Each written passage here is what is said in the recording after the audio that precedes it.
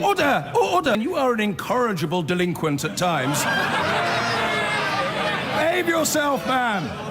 Now to the row over David Cameron's lobbying on behalf of the finance firm Greensill Capital. Boris Johnson has insisted the review he's ordered into the firm will be given carte blanche to talk to anybody it wants. But Labour is unhappy with the scope of the investigation and it wants a parliamentary inquiry into what it calls the rampant cronyism in government. Here's our political correspondent, Chris Mason. The draw of power, the desire to influence those who govern us, to lobby, has always existed. But former Prime Ministers know how government works and know who works in government better than most. Today, Boris Johnson claimed the senior lawyer looking into Greensill Capital and David Cameron has been given a free rein. I've given him, pretty much carte blanche to ask anybody whatever he needs to find out. I would like it to be done quickly, but I want him to have the maximum possible access. Right. Take a look at this. It's 2009. David Cameron and the now Health Secretary Matt Hancock, before Mr Cameron was Prime Minister and before Mr Hancock was even an MP. I think we might be able to put something into your speech responding to this. By 2013, David Cameron is Prime Minister and he's given Matt Hancock a job as a minister. By 2019, Mr Cameron is working for Lex Greensill, Mr Hancock is in the Cabinet, and the three of them are going for a private drink. Absolutely, I attended a social meeting organised by the former Prime Minister, and given that departmental business came up, I reported to officials in the normal way. It is cronyism and it stinks. So if he thinks he has done nothing wrong and has nothing to hide, will he publish all the minutes, all the emails, all the correspondence, all the directions that he gave to civil servants and all his text messages with David Cameron so we can see exactly what went on with the awarding of this contract? Mr Hancock insists he behaved properly and added, What I would say is that it is very important that governments engage with external stakeholders, with businesses. there are far bigger questions about access to government, lobbying, than are likely to be addressed in this government review. Its remit is narrow and it has no legal powers to change anything. Labour and others say the rules need to be tightened, the system needs to be more transparent, as tonight another detail emerges about Greensill Capital.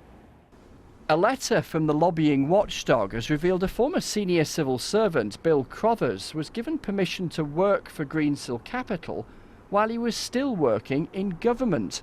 We're told the Prime Minister is personally concerned about this. It's yet another strand for the review into what on earth went on here to explore. It's due to report in June. Chris Mason, BBC News at Westminster. Right, now a senior civil servant advised the scandal-hit finance firm Greensill Capital while he was still working in Whitehall, it emerged today. Bill Crothers took the role roughly 3 months before he left his job as the government's chief financial officer. Yesterday, Boris Johnson ordered a review into how Greensill was able to secure government contracts after former Prime Minister David Cameron lobbied ministers on the company's behalf. Our economics correspondent, Helia Brahimi, reports. Does the Minister now agree that Dave was, and indeed remains, dodgy? A few texts from Dodgy Dave, and Greensill's got 10 meetings and a ream of correspondence with senior Treasury officials. Everyone had questions about David Cameron today as the government faced a four-pronged attack over the Greensill lobbying scandal, with new revelations tonight about the extent of government links to the failed finance firm. It seems Cameron's role with Greensill wasn't the only problem. Bill Crothers, who was in charge of all government procurement, is also in the firing line today about taking a job at the finance firm. It turns out Crothers started at Greensill while he was still working for the civil service. This appears to have allowed him to circumvent the rules. Morning, sir. Lord Pickles, who chairs the government watchdog in charge of those rules, fired off a rather sharp rebuke to the Cabinet Office for allowing this to happen. The lack of transparency around this part-time employment with Greensill may have left the misleading impression that Mr. Crothers had willfully ignored the obligation to seek advice. He then asked the Cabinet Office to explain how it signed off on Carruthers' moves, asking what was the process and whether there's any record for other people who've done the same thing. We've got to get to the bottom of how this was allowed to happen, how much of it is happening today, but there's a wider issue here as well about ministers and officials working for the government, but at the same time lobbying for private interests. Yesterday, critics complained there weren't enough rules to capture Cameron's lobbying activities, while today it seems even the rules that are in place are not being followed. Because Carruthers got the Cabinet Office to sanction his board position at Greensill while he still worked for government, it seems he didn't have to go to the government watchdog to clear the role even when he left Whitehall. Lord Pickles has now demanded the Cabinet Office publish a register of interests. Earlier in the day, the Prime Minister defended the powers given to Nigel Boardman, the man tasked with running the investigation into Greensill.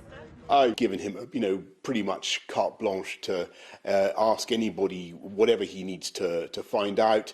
Johnson also seemed to pull back when asked what he thought of Cameron's behaviour. I think people have just got questions that they need to satisfy themselves about, including me, about how this supply chain finance stuff is meant to work. But tonight, Downing Street sources say the scope of the investigation will likely be expanded after these latest disclosures, which are said to have concerned Johnson. A story that seemed to centre on the relationship of these two men, pictured here on a lobbying trip in the Saudi desert with Mohammed bin Salman, now looks set to uncover a more prevalent problem at the heart of government.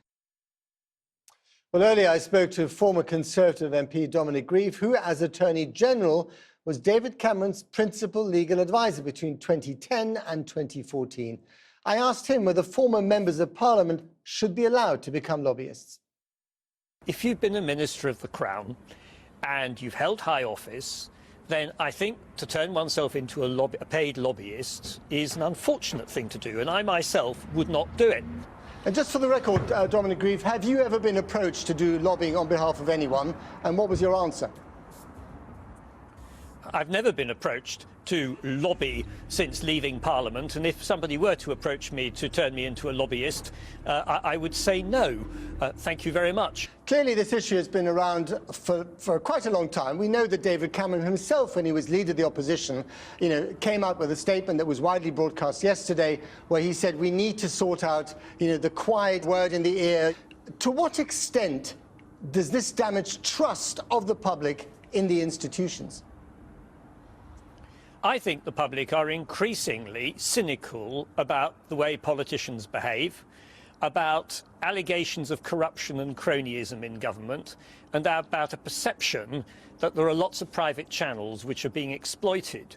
Now, even if that's not the case, that's something which government needs to wake up to, because I think it's very corrosive about institutions. And we've always prided ourselves in this country that we have a system that is uncorrupt and works fairly. If that starts to be undermined, even if it's not the case that it's happening, we should be taking that very seriously indeed. It does worry me. One rather glaring example that's relevant to this particular case is Bill Carruthers, who worked for the government while also advising the board of Greensill in 2015. I mean, what's your response to that, for instance? Well, I do find that very surprising. I find it very difficult to understand how somebody's acting as a government advisor whilst also working for somebody else, particularly if there's a potential conflict of interest. But again, and that's one of the matters which I would rather hope is going to be investigated. But again, you were Attorney General just before he did that. Should the culture of lobbying that creates this degree of mistrust have been addressed much earlier and in a much more rigorous way? When David Cameron became Prime Minister, he indicated, as indeed some of his predecessors before him had indicated, that it was an issue that would be looked at. And he has got to explain what he did to try to look at it. And an answer for that, successive governments have grappled with this problem in my experience. And on the evidence that we're seeing at the moment, I don't think they've necessarily grappled with it well. Dominic Grieve, thank you very much. Just when you thought you'd heard it all about political lobbying, like a former Prime Minister, David Cameron, texting the Chancellor for help with a failing company he was working for, another example comes to light. Tonight we bring you the civil servant who was working for the aforementioned company while still on the government payroll. I kid you not.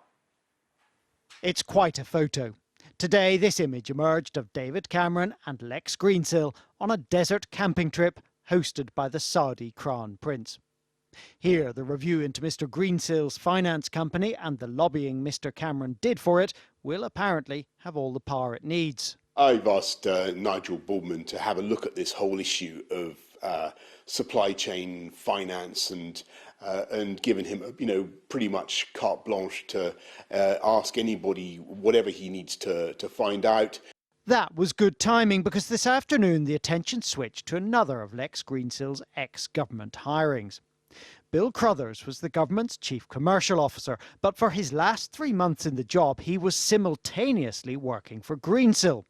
Asked by the appointments watchdog to explain, Mr Crothers wrote, "I was given approval to take up a part-time board advisory role with Greensill Capital starting from September 2015, whilst employed as a civil servant. This advisory role was not seen as contentious and I believe not uncommon." Alex Chisholm, Chief Civil Servant at the Cabinet Office, confirmed this was agreed via the Cabinet Office Internal Conflicts of Interest policy.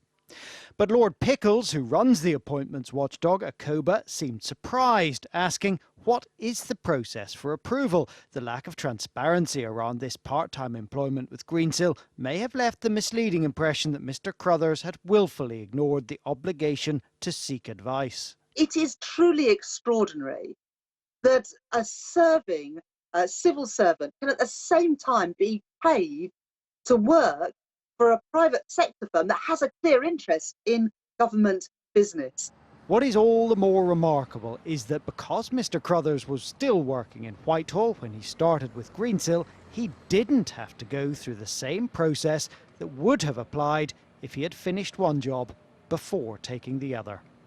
Tonight, a Downing Street source said the independent review commissioned by the Prime Minister yesterday would cover Mr Crothers' appointment, and the Prime Minister is understood to be concerned by the issues it raises.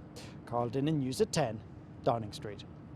Labour has lost a Commons vote to set up a parliamentary inquiry into the lobbying row, but that hasn't stopped the growing pressure on the government. Labour leader Keir Starmer has accused the Prime Minister of presiding over what he called a return to Tory sleaze. It follows days of revelations and accusations about David Cameron's lobbying of ministers on behalf of the now failed financial services firm Greensill Capital. Boris Johnson said he shared the concerns raised, but insisted the review he's ordered would get to the bottom of the issue. But it's now emerged that a top committee of MPs is to launch its own inquiry. Here's our political editor, Laura Koonsberg. Cause for alarm? Labour thinks it's on to something. After weeks of claims about an all-too-close relationship between politics and those trying to turn a profit, it was Boris Johnson's turn to answer. Questions to the Prime Minister. After it was revealed the man who used to stand in his place argued for the interests of a now-failed bank to those now in power. Every day there's further evidence of the sleaze that's now at the heart of this Conservative government. Does the Prime Minister accept there's a revolving door, indeed an open door, between his Conservative government and paid lobbyists? Mr Speaker, this is a government and a party that has been consistently tough on lobbying, and indeed we introduced legislation saying that there should be no taxpayer-funded lobbying. But the opposition using this occasion to jog your memory. The Greensill scandal is just the tip of the iceberg. Dodgy contracts, privileged access, jobs for their mates. This is the return of Tory sleaze. We're having a proper independent review. If he has any representations or allegations to make about what has taken place, he should make them to the eminent lawyer who's been asked to do it. Almost implausibly, this picture appears to show the former Prime Minister and the financier Lex Greensill casually chatting on a lobbying trip to Saudi Arabia. David Cameron worked for him and texted and called ministers in government now on his behalf. Lobbying, the art of trying to change governments' minds, is not illegal, but it's meant to be done in daylight, formal and transparent for all to see. One of David Cameron's former close colleagues suggests it's not quite as it should be. I think there is, ample evidence from what's happened that there's a gap between the current law about what people can do by way of lobbying once they've left office and the public perception of what's appropriate. A former cabinet minister told me what's shocking about David Cameron is that what he was doing is sometimes considered normal around here. Government after government has tried to grapple with the awkward fact that contacts can be used as currency, that the relationship between money and politics can be toxic. But the opposition sniff an opportunity to make this about the here and now. There is worry on the Tory benches. It is no doubt a tasteless, slapdash and unbecoming episode. It leaves a bad taste in the mouth, and as so many have said, and will have said far better than I could, it does tarnish us all.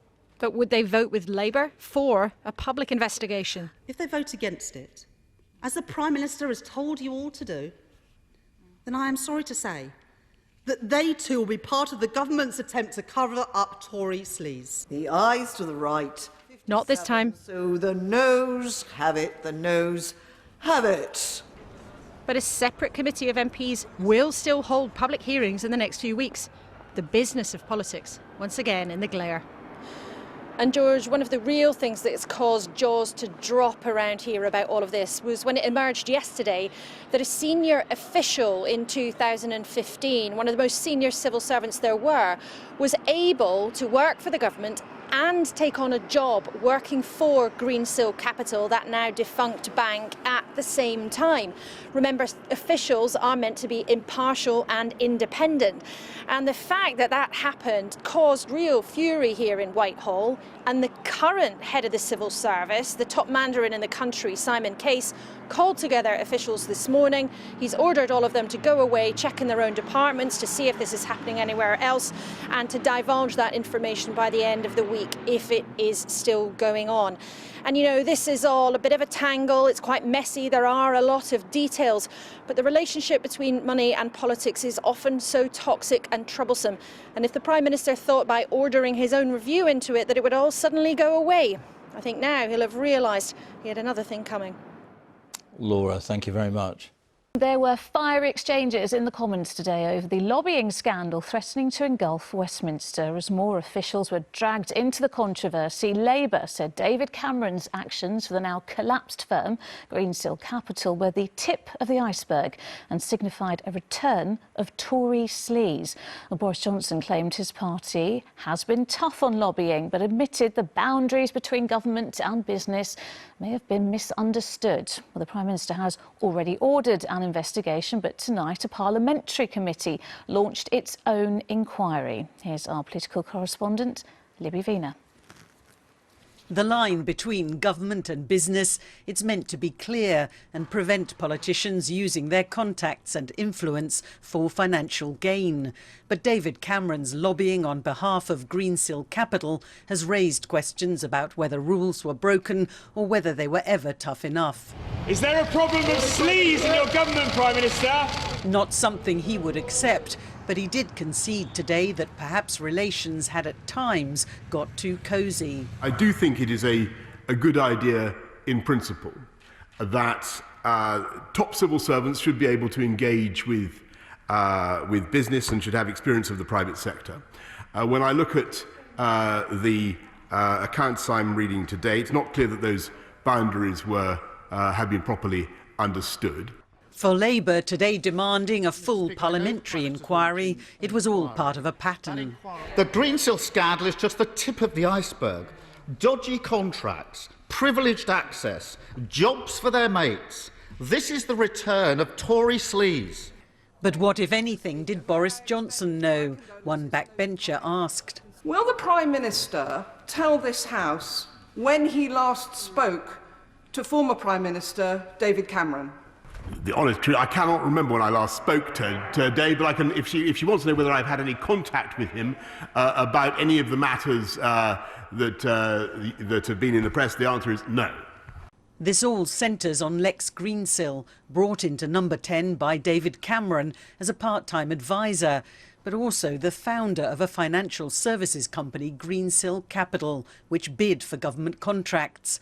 In 2018, David Cameron, now out of office, became an advisor to the company himself, lobbying ministers and officials on its behalf.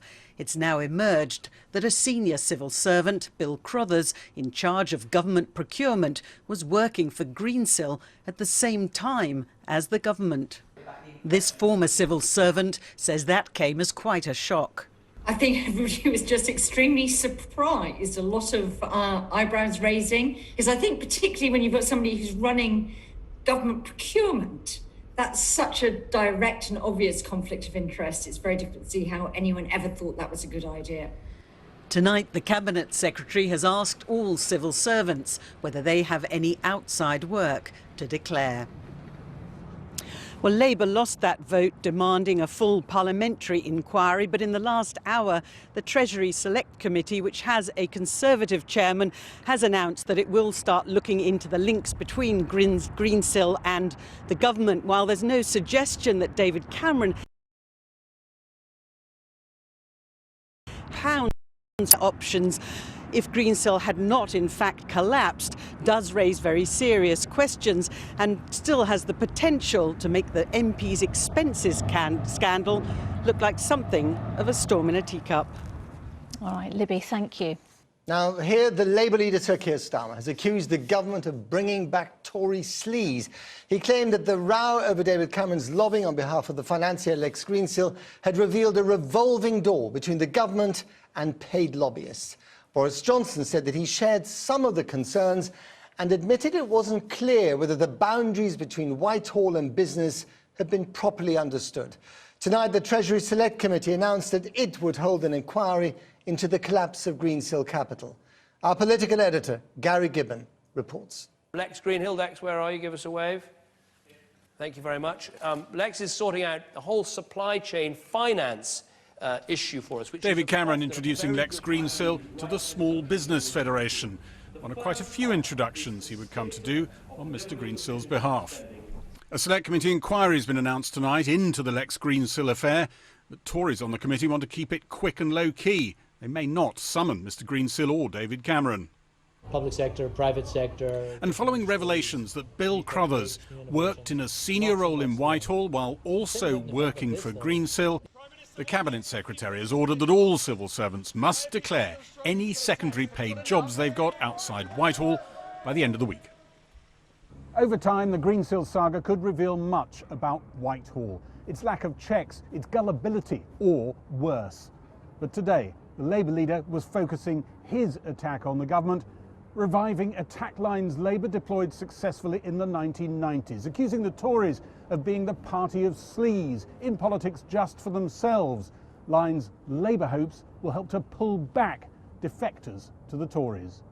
Does the Prime Minister accept there's a revolving door, indeed an open door, between his Conservative government and paid lobbyists? Talk about lobbying, Mr. Speaker. He's being advised by Lord Mandelson of Global Counsel Limited. Perhaps in the interests of full transparency, so we can know where he's coming from, Lord Mandelson could be encouraged to disclose his other clients, Mr. Speaker. Keir Starmer. Mr. Speaker, I haven't heard a defence that ridiculous since my last days in the Crown Court. It's called the shoplifter's defence. Everyone else is nicking stuff, so why can't I? The Greensill scandal is just the tip of the iceberg. Dodgy contracts, privileged access, jobs for their mates. This is the return of Tory sleaze. We're getting on with protecting the public of this country from crime of all kinds. We're getting on with the job of running this country, of rolling out a vaccination programme. Order. Prime Minister, I think we ought to at least try and address the question. Lex Greenhill, where are you? Give us a wave. Some Tory MPs said David Cameron's reputation had taken a big hit. The one thing that David Cameron will be concerned about more than anything else is the damage to his reputation that's been done by this episode, and frankly, that will be with him for a very long time. It is no doubt a tasteless, slapdash and unbecoming episode for any former Prime Minister. This saga has revived the lobbying issue, which has dogged politics for years. But it's also raised questions about whether the protections, which are meant to be at the centre of government, against bad practice, against corruption, are in working order. One inquiry was always going to struggle to put a lid on that. Even two might not do the job. Gary Gibbon, Channel 4 News, Westminster. Well, we're joined now by the Labour MP Dame Angela Eagle, a member of the Commons Treasury Select Committee and a former Treasury Minister. Thank you so much for coming on the programme, Dame Angela. Now, you're on that Select Committee. You've now got your inquiry. You've got what you wanted. Well, I think the important thing is that we have transparency and complete openness about what has happened here. There are many, many questions which remain to be answered, and the fact that the Conservative Party ordered its MPs to vote against transparent parliamentary inquiry, which could have taken evidence in public and published its results, shows that they want to sweep this under the carpet. It remains to be seen whether we'll be able to get to the bottom of it. But why was David Cameron allowed to lobby so ferociously in his own financial interests by current cabinet ministers? Why was Greensill Capital, which is a toxic company with a very dodgy business model, given access to the coronavirus large business interruption loan scheme, where they lent at least £400 million that we know about to the Gupta Steel Group, who decided that they should have access in that way? Did they exceed their borrowing requirements there and actually waste more public money than they'd been given access to? All of these are very, very important questions, and we don't have any answers yet. OK, but we do know that David Cameron's overtures, his advances to the Treasury, to Rishi Sunak, were fruitless in the end. I just wondered if are you going to call him? Are you going to call him as a witness? That's not up to me. The Treasury Select Committee will decide in due course which witnesses to call. And would you like to see him as a witness? Me personally, I think he needs to account for himself in public, which is why I voted for the Labour Party's motion tonight to have a cross-party Select Committee look at this particularly. But that has been defeated by the Tory majority in the House of Commons because they want to sweep it under the carpet.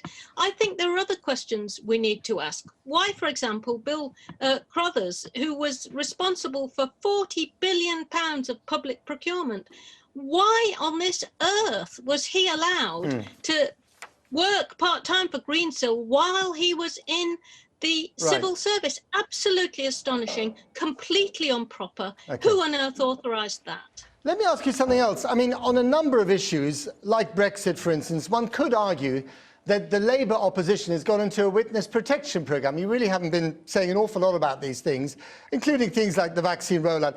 Is sleaze, Tory sleaze, now the issue on which you hope to win the hearts and minds of the British public back?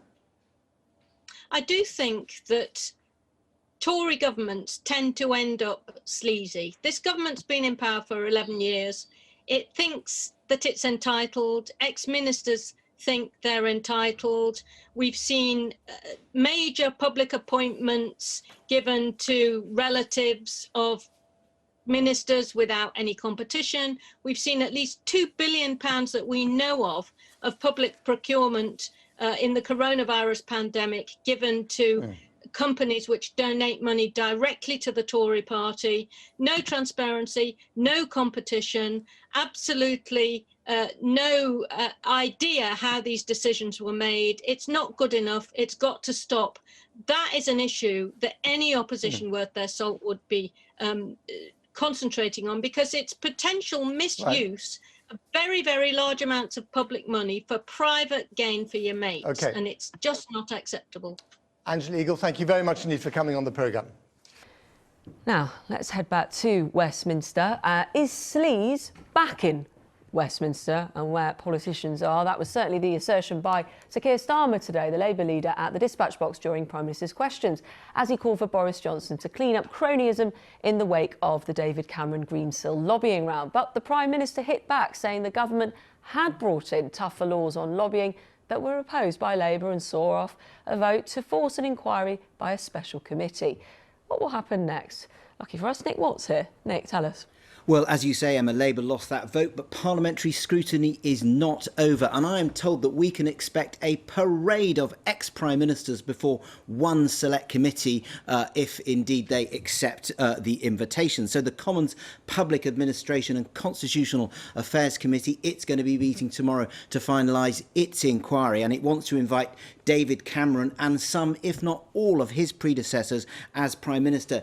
It has noted that every ex-Prime Minister who is not still in the House of Commons has not taken the customary peerage. And of course, if you're in the House of Lords, you have to register your business interests. Now, these ex-Prime Ministers may say they haven't been offered peerages, but I can tell you, if an ex-Prime Minister wants a peerage, they get one, and they get one very quickly. Now, to get an idea of the earning powers of ex-Prime Ministers, let's just look at the Register of Commons, Register of Members' Interests in the House of Commons, which was updated today. And there you see the entry for Theresa May, the updated one there in yellow, and she received just over £160,000 for advance payments from JP Morgan for 2 speeches. It is important to say that her earnings are rather different. They're for speeches. She does consult the advisory committee on business appointments, and most of the money from her speeches goes to her charitable work. A rather different story for David Cameron, who of course acted as a lobbyist for Lex Greensill. I'm not sure that he will get a particularly easy ride before this committee. This is what one Tory member of that committee had to say today. We've all can reach our own conclusions about the behaviour, not just of David Cameron, but other former Prime Ministers as well. And whatever the rules are, whatever the limits to sanction are, the one thing that David Cameron will be concerned about more than anything else is the damage to his reputation that's been done by this episode. And frankly, that will be with him for a very long time. Now, I'm not sure that Tony Blair would relish an invitation from this select committee because, of course, the most senior Labour member on that committee is John McDonnell, the former Shadow Chancellor, who is, of course, no Blair fan. This isn't just about politicians, though. What else is happening here? That's right. So big questions about civil servants and their links with business. A rather terse letter today from Simon Case, who's a Cabinet Secretary, to permanent secretaries around Whitehall, giving them until Friday to declare the business interests of civil servants in their departments. Now, he talked of acute concern after it emerged that Bill Cruthers, who's the former Whitehall procurement chief, he was allowed to work part-time at Greensill Capital in 2015 whilst he still held a Whitehall post. He then moved out of Whitehall. Now, he said that this position had been agreed by the Cabinet Office internal conflicts of interest policy, and he said that meant that he didn't need to inform the Advisory Committee on Business Appointments, which I mentioned earlier. Now, Lord Pickles, the former Cabinet Minister, he chairs that committee. Not happy. He's giving evidence to the Public Administration Select Committee tomorrow.